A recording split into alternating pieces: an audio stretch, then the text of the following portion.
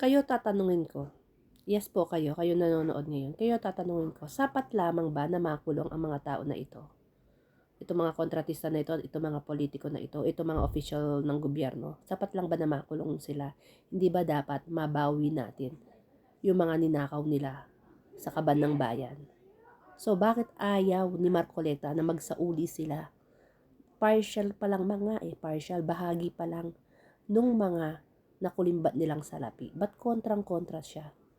Bakit ayaw niya magsauli ng mga assets, ng mga pera, ang mga diskaya at itong mga ibang contractors? Pera na ng bayan yan.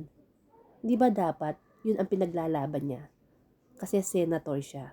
Naglilingkod siya sa taong bayan. Kasi hindi lang sapat ang pagkakakulong tapos yung pamilya ng mga tao na ito nagpapasasa sa pera natin. Yung mga nepo babies, nepo wife, kukulong lang yung mga asawa nila tapos na. Sabi natin na nasa pamilya nila na nagfe-fiesta. Ang lakas ng tama nito ni Marcoleta.